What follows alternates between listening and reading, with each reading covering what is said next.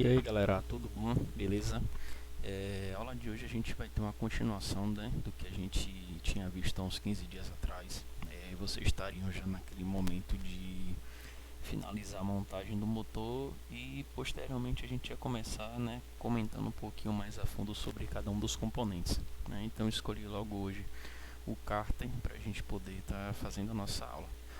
Ao final desse vídeo vai ter um quiz que vocês vão responder uma atividade aí mesmo do Google Class, tá? E essa atividade respondida ela vai valer como a presença de vocês na aula, beleza? Bom, seguindo aqui o cárter, como vocês, né, já viram, ele basicamente é um recipiente, uma bandeja, né, de óleo, tá? Na maioria das vezes esse recipiente ele sempre é metálico, mas a gente já conhece, já existem diversos projetos para cartas que são de ligas de polímero, né? Não simplesmente é plástico, na verdade é plástico misturado muitas vezes com fibra de vidro para conseguir trazer uma resistência maior, né? E o objetivo desse sistemazinho é garantir que sempre ocorra uma quantidade de óleo aqui dentro, né? Dentro dessa bandeja ou dentro desse recipiente para que ele possa ser succionado pela bomba e então seguir diante aí o restante do nosso motor. O cárter basicamente, né, ele fica todo nessa parte aqui embaixo do motor, tá certo? Nesse gifzinho que a gente está vendo aqui agora, né? Então ele vai ser esse óleo que ele fica aqui dentro do cárter vai estar sendo absorvido pelo pescador, vai ser enviado pela bomba, vai passar pelo filtro e através do filtro então ele chega, né, pressurizado aí a diversos pontos do motor, até chegar aqui o cabeçote e escorrer por outras galerias aqui novamente para o cárter, né? Então esse é um loop aí que fica acontecendo até que o nosso sistemazinho ele seja desligado. Então até que o motor pare, né, a bomba de óleo continua sempre trabalhando, tá certo? Vamos colocar um videozinho aqui para vocês. Bom pessoal, a aula de hoje aqui vai ser sobre o cárter, tá certo? Como a gente já iniciou a desmontagem, né, já estaríamos naquela fase final de montagem, vocês já perceberam que o cárter nada mais é do que uma bacia de óleo, né? Então uma cuba de óleo ou reservatório de óleo do nosso motor. Ao longo de alguns anos, o cárter tem sofrido um processo de transformação, principalmente nas suas ligas, né? Então o cárter deixou de ser feito de um ferro muito próximo ao material utilizado aqui no bloco, né? E passou a ser, na maioria das vezes, ligas voltadas para alumínio ou, em algumas tentativas, né, até mesmo um polímero, né? Isso tudo na obtenção de a gente conseguir ter um motor cada vez com um peso menor, uma facilidade de fabricação até um pouco maior. Mas o principal foco mesmo diz respeito ao peso. Então, fazer cárteres que utilizam ligas de alumínio ou até mesmo ligas de polímero diminui consideravelmente aí a nossa massa desse componente, tá certo? Existem dois tipos de cárter dentro do motor. A gente pode ter os cárteres que são considerados como cárteres secos e cárteres úmidos. E aí, vou colocar aqui agora um slide aqui para poder exemplificar a vocês o que é que cada um quer dizer. Bom, voltando aqui então, né, a gente vai ver agora um pouquinho a diferença entre os dois tipos de cárter. O cárter úmido é aquele que é o mais utilizado em todos os veículos, tá certo? A gente pode basicamente fazer uma linha aí separando os veículos de competição e todos os outros veículos do mercado, né, para ser um pouco mais generalista, né? Todos os veículos de mercado eles utilizam então o cárter úmido, que é aquela bacia de óleo que vocês desmontaram aí nos mais diversos motores aí da oficina, né? Então o óleo é armazenado nessa bacia e ele fica sempre circulando, e à medida que o motor desliga o óleo ele retorna então a essa bacia, a esse reservatório, tá? Esse é um tipo de projeto muito mais simples, né, e muito mais fácil de se fazer. O outro tipo de cárter, né, é conhecido como cárter seco, tá certo? No sistema de cárter seco, né, o óleo ele é armazenado num reservatório exterior. Então percebam que a gente ainda tem o cárter, né, só que a gente, além do cárter, a gente tem um reservatório exterior. E aí, para que a gente consiga tirar o óleo do cárter e levar até o reservatório, é necessário então uma bomba. E também o processo contrário, também será necessário uma bomba. Então, para a gente poder tirar o óleo do reservatório e devolver para o cárter, também é necessário uma outra bomba. Então, a gente passa a ter duas bombas além da bomba de óleo do motor. A gente passa a ter a bomba de pressão e a bomba de sucção aqui, né, acoplado nesse reservatóriozinho aqui de óleo, tá certo? Geralmente, porque eu falei a vocês que são em carros de competição, né? Os carros de competição são carros que eles estão sujeitos a acelerações laterais e transversais muito grandes. Então, a queda de óleo para o cárter, a queda de óleo para o cárter fica comprometida, originando diversas falhas de óleo e, consequentemente, falhas de lubrificação. Então, se a gente for imaginar que veículos de competição eles fazem, né, curvas com velocidades absurdas, né, a gente vai ter um deslocamento daquela quantidade de óleo dentro do cárter. E muitas vezes esse deslocamento dessa quantidade de óleo faz com que a gente não consiga ter uma absorção através do pescador. Sem essa absorção, a gente já imagina que a bomba de óleo por alguns instantes vai trabalhar sem óleo e, consequentemente, né, vai ter um déficit de óleo em alguns componentes, tá? Então, para evitar que isso aconteça, como eu falei a vocês, né, existem duas bombas de óleo. Uma bomba de óleo que aspira o óleo, essa que vocês estão vendo aqui em amarelo, e uma outra bomba de óleo que é aquela em que tira o óleo do reservatório e retorna o óleo aqui para dentro, que é essa que está aqui em rosa, tá? E esses reservatórios eles estão pintados em cores diferentes, mas eles são a mesma coisa, tá? Nessa foto aqui do meio a gente consegue perceber. E aí o volume do que seria agora o nosso cárter é bastante reduzido, então basicamente ele não vai conseguir colocar, digamos, se num motor desse que utiliza cárter úmido a gente tivesse cerca de 6 a 8 litros de volume, né, esse reservatóriozinho agora ele não é suficiente para compor esses 6 a 8 litros, né, basicamente ele fica apenas com 1 litro nele, né, que é só aquela quantidade de óleo que vai estar ali circulando, né, naquele transiente entre a bomba de sucção e a bomba de pressão quando o motor está funcionando. Esse sistemazinho a gente já consegue entender que ele é muito mais complexo, né? Então, por ele ser mais complexo, ele vai ter um peso maior, ele vai ter um custo maior, tá? O custo tanto para a fabricação, né, dos componentes quanto a quantidade de óleo que termina sendo maior, e muitas vezes numa comparação direta entre o custo de fabricação, né, o custo do projeto do cárter seco e do cárter úmido, o cárter seco ele é quase que o dobro de um cárter úmido. Porém, a gente tem algumas vantagens, né? Quando a gente elimina essa quantidade toda de óleo dentro do cárter e coloca ele num reservatório à parte, né, percebam vocês que agora o nosso motor, em termos de altura, ele fica menor. Então, se a gente tem uma altura reduzida do motor, a gente consegue colocar o motor muito mais próximo ao solo, consequentemente o centro de gravidade também ele vai ser reduzido, tá? É por isso que ele é tão utilizado então em veículos para competição, já que a gente sabe que centros de gravidades mais baixos vão contribuir e muito para a estabilidade do veículo. Além disso, a gente consegue ter uma maior capacidade de óleo no sistema. Por um lado, isso é mais caro, porém, por consequência disso daí, a gente tendo mais óleo no sistema, a gente consegue ter um maior controle sobre a temperatura do óleo. Então, o óleo não fica trabalhando com altas temperaturas. E além disso, a lubrificação, né, que é o principal fator, ela não vai ser afetada basicamente pelas forças, né? Então, tanto faz se o carro estiver enfrentando, né, forças G muito altas, ele não vai sentir toda essa situação. Sempre vai ter ali lubrificação nas mais variadas situações do carro, tá? Na corrida ali no caso. Vamos seguindo aqui, pessoal. Deixa eu colocar mais um outro videozinho para vocês. Aí a diferença. Pois então agora vamos realizar aqui um processo de desmontagem, né, do nosso kart aqui. Vamos pegar aqui uma chave para auxiliar.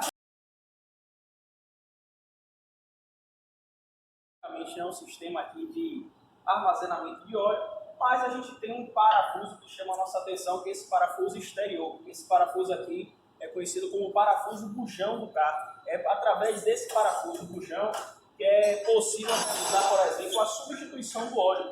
Então, quando é necessário que a gente remova o óleo do sistema, o mecânico, por sua vez, então, o técnico, o engenheiro, ele abre esse parafuso embaixo do motor, e a partir do momento que ele abre, então, esse parafuso, ele remove esse parafuso, toda a quantidade de óleo, presente aqui dentro, ela vai tender a escorrer, tá certo? Em alguns modelos, isso depende muito da montadora, não é o caso desse daqui, mas em alguns modelos, essa região aqui do parafuso, ela vem imantada.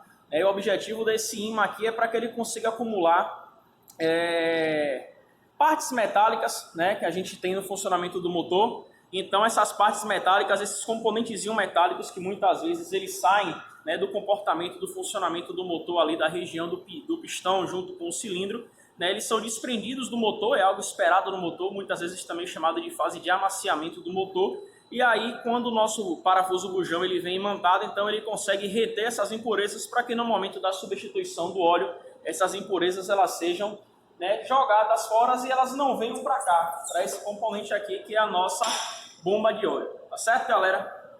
Beleza?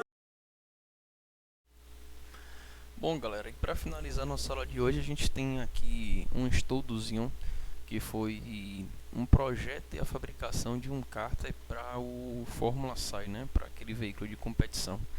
Esse trabalho ele foi desenvolvido por um dos alunos, né, o nome dele é Ian Costa Viveiros Miguel, que ele faz aí o curso de engenharia também com a gente, tá? Quais foram então as etapas para o desenvolvimento desse projeto, né? Ele contou aí com seleção da matéria-prima, o CAD do projeto original, os dados de pressão por rotação, a substituição de um componente que foi o pescador, a simulação do sloshing, né, a fabricação do protótipo e a fabricação do produto. Seguindo aquela lógica de que se o volume, né, do cárter ele fosse reduzido, né, a gente saísse de um cárter úmido e fosse para um cárter seco, o motor poderia ficar em uma posição menor, né? Então Ian ele pensou nessa possibilidade de fazer isso com o Fórmula, já que garantir que o Fórmula tivesse um centro de gravidade um pouco mais baixo seria muito bom para o projeto do veículo, né? Porém, não foi possível fazer um estudo, né? Não foi possível fazer a fabricação de um cárter do tipo seco, né? Então o estudo de Ian se concentrou aí em reduzir, né, o tamanho do cárter, mas aí tentar manter, né, pela mesma quantidade de óleo aí que era utilizado aqui nesse cárter original. Então vocês estão vendo aqui na foto, essas duas fotografias, né, são do cárter original aqui. Aquele motor utilizado naquele carrinho ali é o motor de uma Hornet, tá certo? Uma CB600. O primeiro passo então foi a seleção da matéria-prima, né? Foi realizado um teste de composição química do material desse bloco original, né, para poder entender qual era, na grande maior parte, né, a matéria-prima que foi utilizada. E aí percebeu-se então que a matéria-prima utilizada era uma liga de alumínio, né, só que essa era uma liga de alumínio da série 4000, tá? Para o projeto do novo cárter foi especificada então uma liga de alumínio de série 6000, que ela possui, né, basicamente na sua grande maioria, né, de características a resistência mecânica maior e além da resistência mecânica maior, ela também tem uma grande resistência ao calor e ao desgaste, né, sendo bastante fácil aí de conseguir ser usinada também, né? Então foi essa tomada de decisão, apesar de ser uma liga mais cara. Após essa seleção da liga, passou-se então a pensar nas outras fases do projeto, né? E a primeira aí foi o CAD do cárter original. Então foi feito um escaneamento aí de diversos pontos do cárter original, né, para que através dessas nuvens de pontos pudessem determinar quais eram os principais pontos que o novo projeto não poderia deixar de ter. Então principalmente aqui, ó, esses pontos aqui que são os pontos de fixação. Imagine que se fabrica um novo cárter e não respeita aqui esses pontos de fixação, né, o negócio não ia dar muito certo, tá? Depois disso, né, a critério de um estudo posterior, né, que isso não era necessário para esta fase desse projeto ainda, mas foi realizada a extração através de um manômetro. Então tirou tirou a pressão ali a pressão do sistema de óleo com o motor em funcionamento, né? Então percebeu-se que na rotação de baixa, né, aqui em 2000 RPM, a gente tinha quase que um bar, e que nas maiores rotações, nas rotações de pico, né, de 11.000 RPM, a gente tinha próximo aí a 3,5 bar, né? Essas informações elas são importantes pelo seguinte: a partir do momento que a gente coloca um cárter novo, é necessário garantir que em todas essas rotações a gente tenha uma pressão de trabalho muito próxima. Porque imaginem vocês que se a gente fabrica um cárter novo e com 2.000 RPM a pressão ela está aqui em meio bar, isso vai causar deficiência na lubrificação do motor, e consequentemente, né, o motor vai superaquecer e a tendência é o motor se desgastar ou o motor vir a quebrar, né? Então por isso que essa fase ela foi importante, mas ela não era, né, tão necessária nessa etapa do projeto. Ela seria mais interessante na etapa de validação, né? Mas aí já foi colhido aqui as informações, né? As informações foram guardadas. Foi avaliado também que o pescador do motor original ele era esse preto aqui, ó, né? Ele era um motor aqui, ele era um pescador aqui fabricado de polímero, só que a principal limitação dele é que ele era um pescador muito comprido, né? Então o comprimento dele era muito grande, e aí percebeu-se que podia acontecer a substituição desse pescador para um pescador da mesma linha, né, da mesma moto, da CB600, porém do ano de 2006, né? Então foi realizada essa substituição, né, e esse novo pescador é o que foi utilizado nesse projeto aí para que a altura pudesse ser ainda mais reduzida. Após essa substituição, né, foram feitas algumas simulações do comportamento do fluido. Então colocou aqui o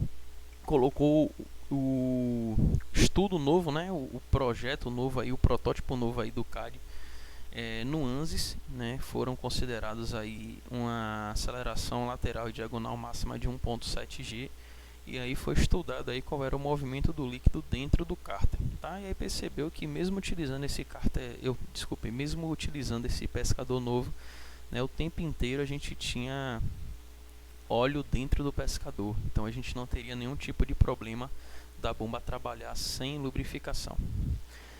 Após isso foi realizado então o protótipo aqui em impressora 3D na escala de 1 para 1, né? O volume original de 1.8 litros foi mantido, né? Não pensou em nenhum momento em reduzir esse volume, né? Mas poderia, né, aumentar até o volume, mas preferiu-se ser mais conservador e garantir aqui o mesmo volume, né? Foi elaborado então esse cárterzinho aqui na impressora 3D, que não era o final, foi só mesmo para poder testar, para saber se os pontos de fixação realmente, né, batiam, se estava tudo certinho, né, se quando colocasse o pescador aqui, se o motor ia conseguir fechar, enfim, né, foi mais para poder validar o projeto. Aqui uma representação aqui do nosso cárter aqui em 3D, né, antes da fabricação de CNC. Aqui a presença aí do pescador, tá?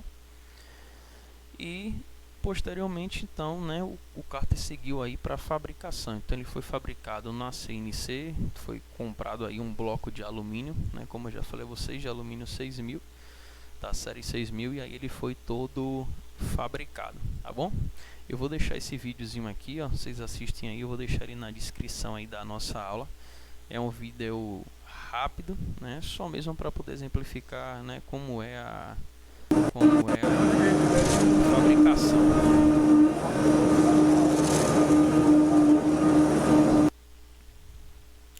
Tá bom, pessoal? E aí depois disso, né, o cárter tá aí até hoje instalado aí no veículo dos meninos e foi show de bola, né?